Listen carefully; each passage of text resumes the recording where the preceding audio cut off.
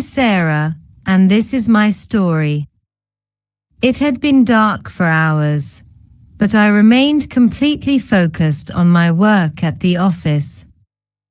So engrossed in sketching, making corrections, and immersing myself in the project, I didn't immediately notice when my boss Aaron entered. He stopped at the door with a reproachful expression and reminded me to take care of my health. Aaron pointed out how late it was and asked if I was going to pick up my son from karate class.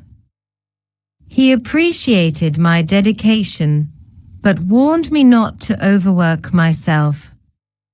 I was startled and exclaimed that it was nearly 7 p.m., and I needed to pick up Isaac from karate class quickly.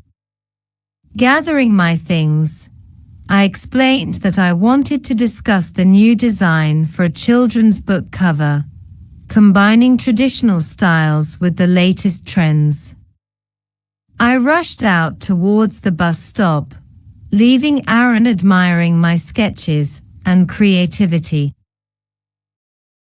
As I hurried to the Karate Academy, my mind raced with thoughts of how I managed to balance so many responsibilities: a sick husband, a child, household chores, and a demanding job. I found Isaac anxious in the locker room, relieved to see me finally arrive. He had been alone for an hour, thinking I had forgotten about him. I hugged him, apologizing and asking about his day and homework. Isaac calmed down and proudly told me he had finished his homework while waiting. I praised him, feeling so fortunate to have such a responsible and excellent student for a son. I could see Isaac missed his father, my first husband, who had passed away, leaving a huge void in both our lives. When we got home, we found Ron, my current husband, lying on the couch, irritably changing TV channels. He complained about being hungry since lunch and feeling neglected, calling himself an unhappy handicapped man. I asked him worriedly if his leg was hurting and promised to prepare dinner quickly and then make him a compress.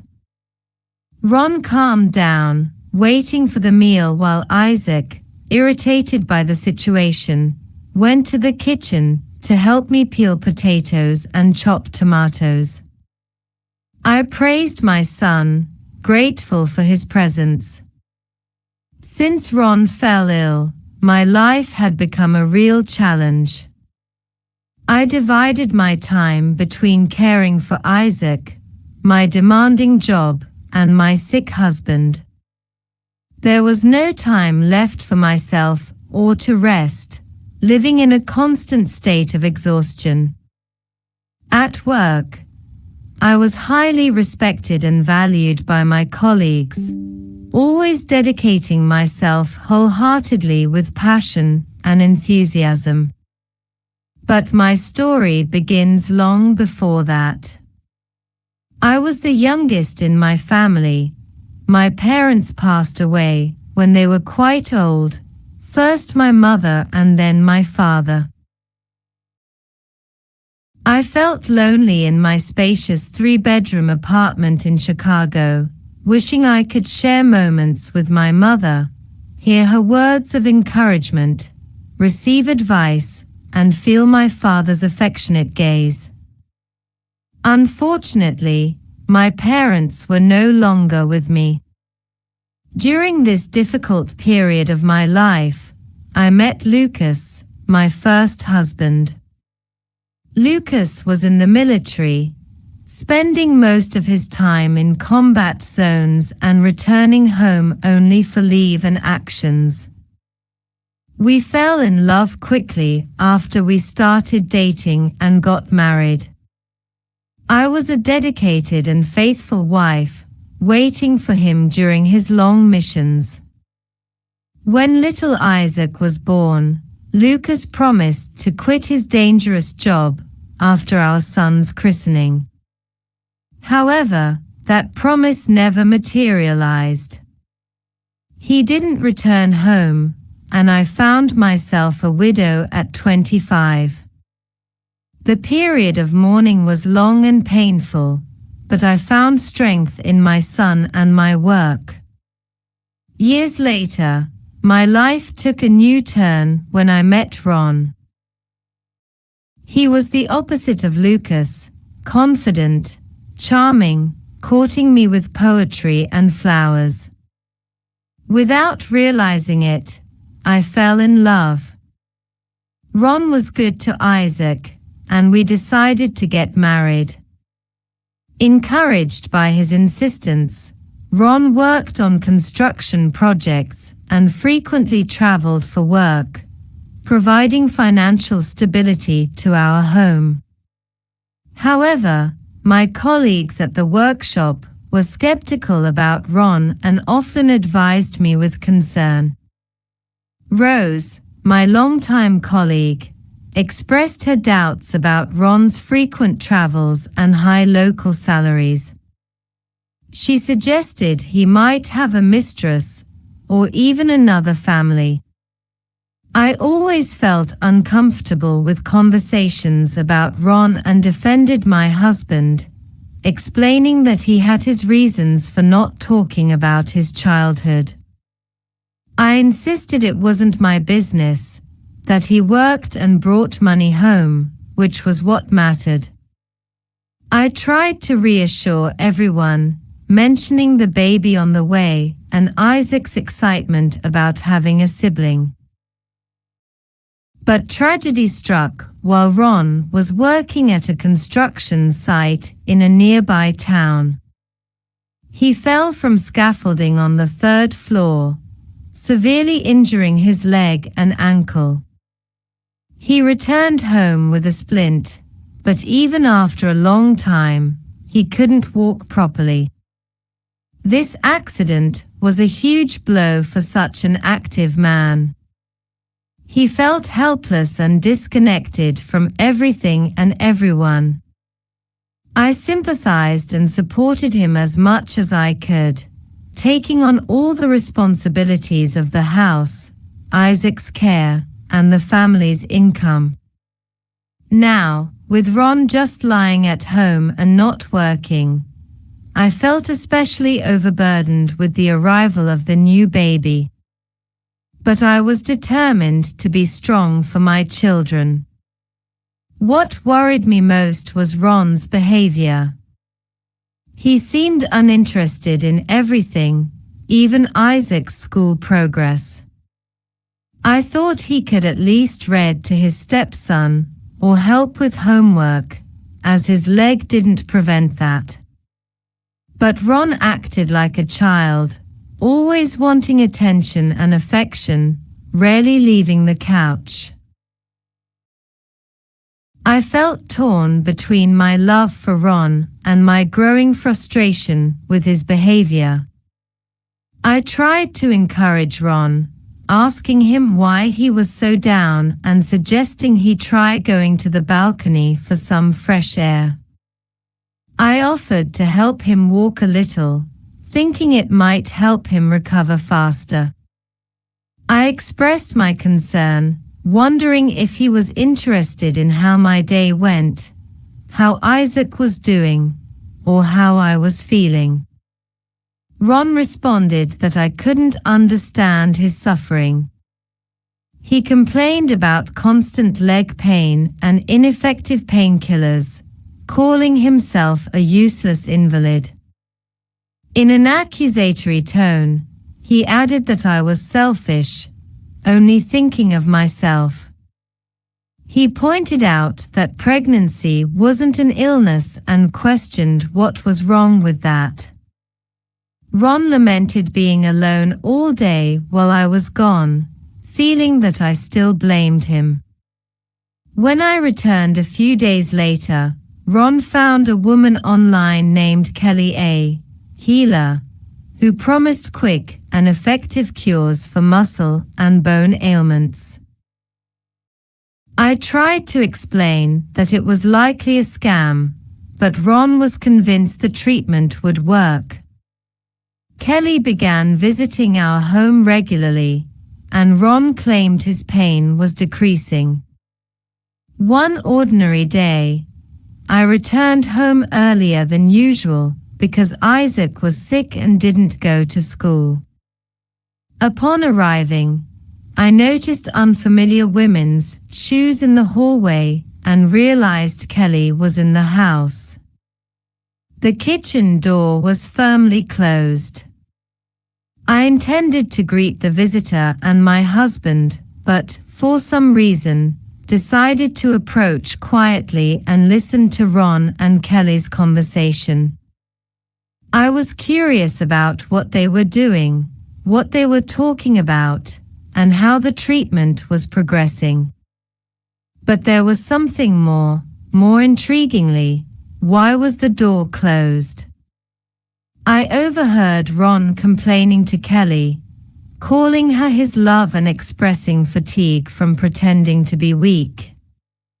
He spoke of imagining how this wonderful house would finally be theirs, freeing them. Kelly, the so-called healer, tried to calm Ron, worried about the attention they might attract. She questioned his haste and complicated plans, especially with my pregnancy. Kelly mentioned the need to care for the expected child to avoid suspicion as a widower. She spoke of patience and past close calls, then revealed a chilling plan involving poison in tea. As I listened, I felt a chill run through my body. My colleagues were right. What kind of person had I trusted? The horrifying conversation I had just heard was unbelievable. My first instinct was to burst in and confront them, to throw out my husband and his lover, but I quickly restrained myself, realizing I needed proof of their criminal intent. My mind was a whirlwind of thoughts and realizations about Ron's true motives. After many desperate thoughts, I quietly returned down the hallway, closed the door loudly, and announced my arrival. Kelly emerged from the kitchen, claiming to have just finished a session and praising Ron's recovery. I managed to maintain my composure, thanking her and promising payment for the sessions. After Kelly left, I had a perfunctory conversation with Ron, cared for him, and checked on Isaac. I made excuses about being exhausted and having a headache, still in shock from Ron's lies and deceit. The next day at work, I was distracted, crying hidden in the bathroom and unable to concentrate. I desperately wondered how to escape this situation and expose these criminals. My distress caught the attention of Aaron, my boss, who had been observing me with concern. He approached me during a quiet moment and gently inquired about what was happening. Aaron noted that he could tell I'd been crying and expressed how difficult it was for him to see me like this. Surprised by Aaron's concern, I ended up telling him everything. We had a long-standing relationship of trust. After unburdening myself, I felt a little relieved and confided in Aaron about my fears.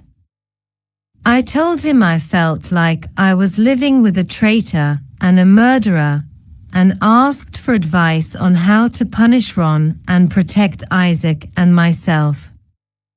Aaron responded seriously, suggesting we involve the police. He offered to call a detective he knew and advised me to tell them everything. Aaron assured me that this detective was trustworthy and would help me. He then shared an idea to secretly loosen the screws on Ron's wheelchair and record him with a hidden phone. Aaron explained that if Ron stood up when the wheelchair broke, it would provide the evidence we needed. He reassured me that he was ready to act with the police and that I wasn't alone. I felt an enormous sense of relief, drawing strength from the reassurance Aaron provided. After speaking with the detective, my fear subsided a little. The detective promised to investigate Ron and the fake healer, advising me to be careful not to put myself in danger and only eat and drink what I prepared myself. However, I was still irritated every time I saw Ron. My anger and resentment grew. That night, I carefully loosened the screws on the wheelchair, prepared the phone recording, and waited. When Ron leaned on the chair, the wheels came off, and he fell but quickly stood up. Isaac, hearing the noise, ran into the room and exclaimed in surprise at Ron's apparent recovery. I started clapping sarcastically, pointing out how effective the healer sessions seemed to be. I confronted Ron about his lies and pretense of illness, realizing he'd been exposed. Ron tried to feign pain and limp. I angrily scolded him, telling him to stop the ridiculous act as the truth was now clear. As Ron was trying to come up with an excuse, the doorbell rang. Isaac opened the door, and Aaron entered with a police officer. I had informed Aaron of the plan, and he had been waiting for the right moment. They apprehended Ron, and the officer quickly restrained him, announcing his arrest for attempted murder. Ron desperately protested, claiming innocence and declaring his love for me. The detective remained unmoved, signaling Ron to be quiet, revealing that I had sent a video of his miraculous recovery, and that his accomplice had already betrayed him. Still in shock, I watched as Ron was taken away by the detective, unable to say goodbye and still trying to process everything. Isaac approached Aaron, thanking him for helping me and expressing his dislike for Ron. Aaron seriously assured Isaac that Ron wouldn't return and offered to stay around if Isaac allowed it, explaining that I needed support now. Isaac enthusiastically agreed, comparing Aaron to a movie hero for exposing Ron's true nature. My life took an unexpected turn that day. Aaron suggested Isaac watch some cartoons, explaining he needed to talk to me about grown-up stuff. Isaac understood and went to his room, leaving us alone. Aaron embraced me, trying to calm my frayed nerves. He reassured me that everything was over and that Ron and his accomplice would be in prison for a long time. In days, I muttered about my bad luck with men, my first husband dying, the second turning out to be a criminal, and now being pregnant with his child. I questioned if the problem was with me, feeling utterly lost and defeated. Aaron calmly pointed out someone who had been by my side all these years. He confessed his unconditional love for me, promising he'd never betray me. Aaron urged me to look around and see what I already had, though he assured me he wasn't trying to pressure me. Finally allowing myself to trust, I hugged Aaron, thanking him for being there. I admitted I didn't know if I could reciprocate his feelings, but was willing to get to know him better. Aaron reassured me, expressing his deep respect and desire to be my friend first and foremost. He promised to stay by my side if that's what I wanted. I told him I didn't want him to leave, but needed time to process everything. From that point on, my life began to improve slowly. Despite a difficult pregnancy and dark thoughts, Aaron was always there for me. Our relationship strengthened, and I eventually fell in love with him. I divorced Ron and married Aaron, realizing he was the loving and trustworthy man I had always dreamed of. As time passed, Aaron proved to be genuinely reliable and loving towards both Isaac and me.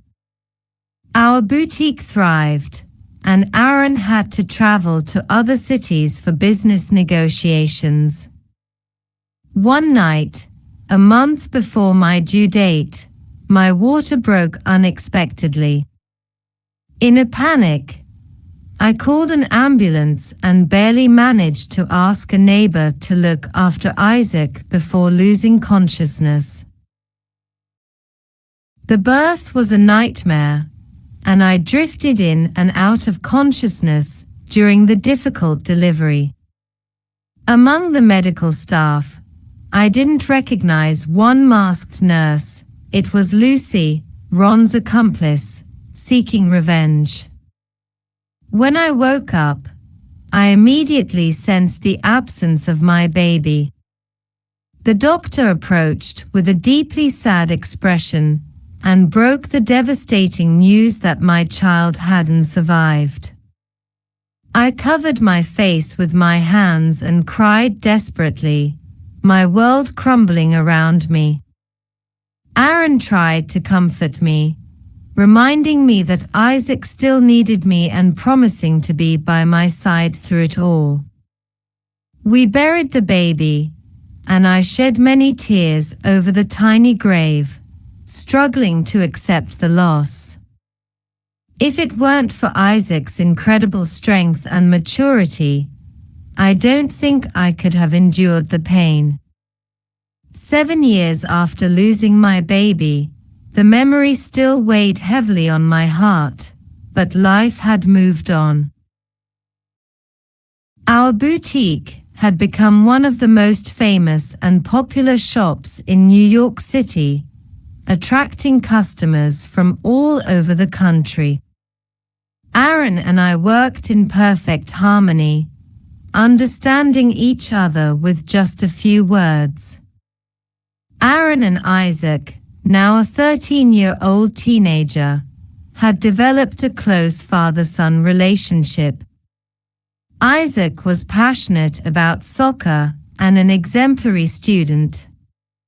One day, I had to take the subway for an urgent business meeting because our car was in the shop. On the way, I encountered a boy about 7 years old using crutches. He looked abandoned and dirty, and my heart clenched at the sight. I bought some pastries and a warm drink, approaching the boy to offer them. He was so hungry he almost choked while eating. Cautiously, I asked him his name and why he was begging. After finishing his food, the boy, with a mix of shyness and trust, told me his name was Gabriel and explained how he had injured his leg. Worried, I asked if his parents hadn't taken him to a doctor, thinking there might be treatment options given his young age. Gabriel sighed deeply and shared his heartbreaking story about his alcoholic mother and absent father. I felt a wave of sadness and compassion wash over me. I hugged the boy, trying to comfort him and promised to help. Gabriel looked at me with a mix of hope and disbelief, doubting that anything could change. I felt an inexplicable strong urge to help this child and promised to do everything possible to change his situation. Moved by his words and desire for a better life, I tried to reassure Gabriel, telling him not to lose hope. I quickly called Aaron, my voice choked with emotion as I explained the situation. Aaron arrived promptly, listened carefully to Gabriel's story, and agreed to help. We decided to visit Gabriel's home to speak with his mother and better understand the situation. Gabriel nervously guided us to his apartment. As we prepared to leave, I noticed his worn and dirty clothes and told him we'd buy new ones on the way. When we arrived at the apartment, we were greeted by a strong smell of alcohol and cigarettes. The house was in terrible condition, and Gabriel's mother was snoring loudly in a chair. I'll never forget the sadness in Gabriel's eyes as he explained his mother's situation. He told us she hadn't woken up since the previous night, having been drinking with some men in the kitchen. My heart ached as Gabriel described how his mother would yell at him when she woke up, demanding money for more alcohol and cigarettes. The pain in his voice was palpable as he asked why his mother couldn't love him like other mothers did. Aaron and I exchanged troubled looks, then made a decision. We told Gabriel we'd take him home with us and see a doctor about his leg the next day. We left a note for his mother explaining our decision. Gabriel's gratitude overwhelmed me as he hugged me tightly, calling me a fairy godmother. His words about magic existing in the real world brought a sad smile to my face as I gently stroked his curly hair. On our way home, we bought Gabriel new clothes and a backpack with essentials. His excitement about starting a new life with us was infectious. Despite the gravity of the situation at home, I couldn't think of anything but taking care of this boy. After bathing him and examining his leg, we realized how serious his condition was. His leg was visibly deformed. Breaking my heart all over again, after a nutritious meal and dressed in clean clothes, Gabriel fell asleep with a peaceful smile. In the kitchen, Aaron, Isaac, and I gathered to discuss the situation. I was determined to care for Gabriel, but Aaron expressed legal concerns about formal adoption, warning about the complexities of the process. Isaac, excited about the idea of welcoming Gabriel, promised to be a good big brother. Aaron asked if I was prepared for the long and complicated process of legal adoption. I answered with conviction, explaining how seeing Gabriel in the subway had changed something in me. I wanted to give him a happy, normal childhood, something he deserved. The next day, I took Gabriel to a pediatric orthopedist. The doctor examined him, took x-rays and a CT scan, then delivered the news. Gabriel's leg condition was serious, requiring complex surgery and long-term rehabilitation. When asked if we consented to the procedure, Gabriel eagerly exclaimed his readiness to go through it all if it meant he could walk, run, and ride a bike again. His determination brought tears to my eyes as I hugged him, promising we'd take care of everything. The conversation with Gabriel's mother, Anita, was challenging. We found her drunk and had to wake her with cold water. Anita protested angrily, claiming we had no right to make decisions about her son. I tried to gently persuade her, explaining the gravity of Gabriel's condition and our willingness to cover all costs. Anita's irritated response threatened to call the police if we didn't return Gabriel. Gabriel pushed Aaron to his limit. He slammed his hand on the table, telling Anita to go ahead and call the police, warning that she'd lose custody if they saw Gabriel's condition. The intensity of the moment was palpable as I found myself holding my breath, hoping for a resolution that would give Gabriel the chance he deserved. I watched as Aaron placed some alcohol bottles and food on the table, observing Anita's reaction. My heart raced as Anita quickly assessed the situation and signed the papers without hesitation. Then she began to lament, claiming she loved her son, but was just going through a difficult time. I felt a mix of pity and frustration as she explained that she sometimes drank to forget her problems because she couldn't find work. Aaron's thoughts echoed my own. People with alcohol addiction shouldn't have children. It's unfair to make them suffer like this. Once we were back on the street, Aaron and I sighed with relief, both agreeing that we couldn't send Gabriel back to that environment. It wasn't a life for a child, and we marveled at how he had survived there for so long. I immediately began preparing for Gabriel's surgery, ensuring all necessary tests were done. When the doctor requested blood donations from the whole family, I was shocked to discover that Gabriel and I shared the same rare blood type. The doctor's question about our possible relation caught me off guard. I explained how we found Gabriel, emphasizing that we were just trying to help and didn't think we were related. The doctor suggested a DNA test to confirm any relation, which left me feeling both curious and apprehensive. As I shared this information with Aaron, he pointed out the striking similarities between Gabriel and me.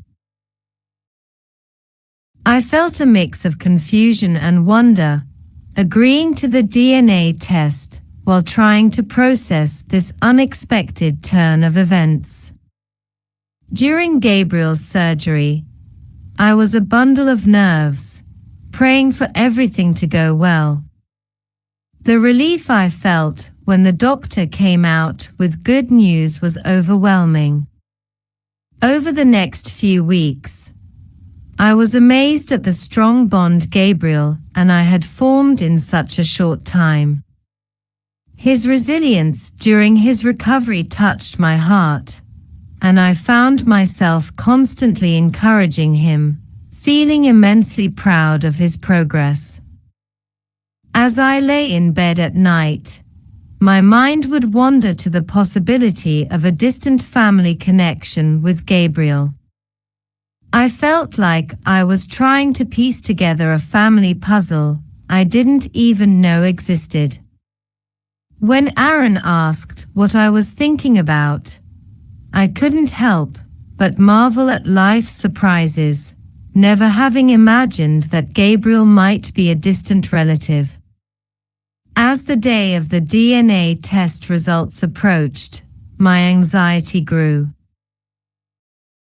I knew that regardless of the outcome, Gabriel's life and mine were already intertwined. The possibility of a blood connection brought a mix of excitement and fear.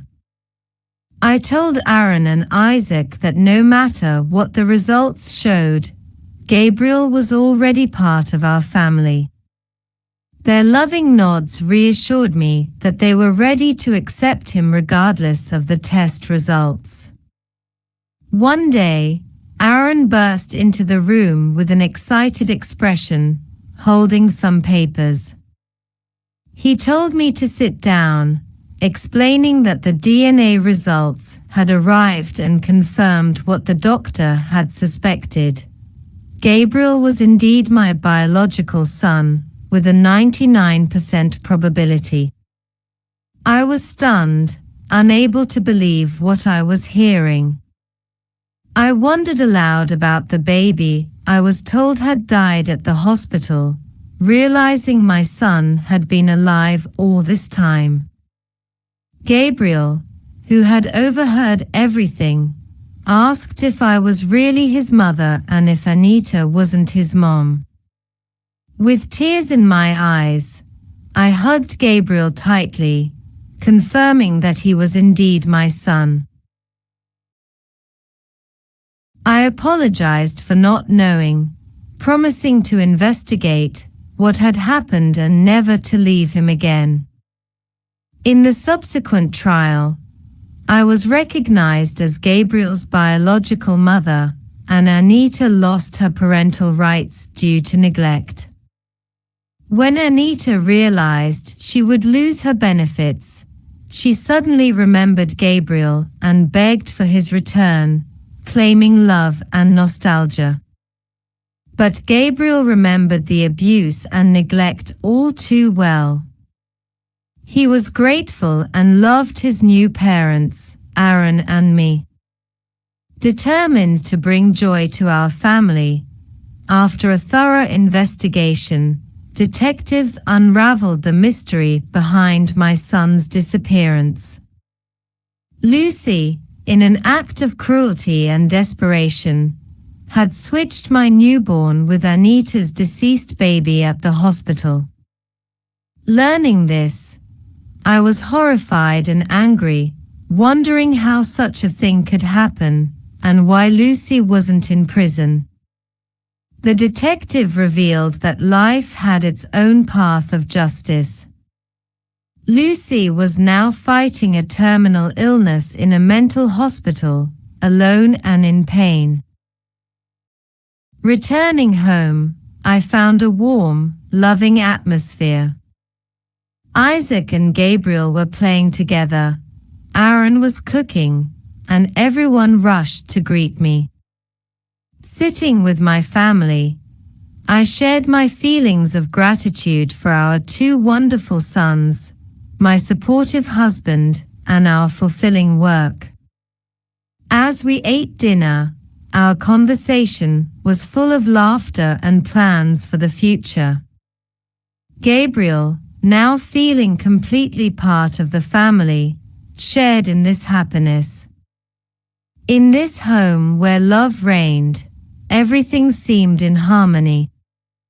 Together, we had overcome adversity and challenges, and were now leaving the painful past behind, looking towards a future filled with happiness and unity.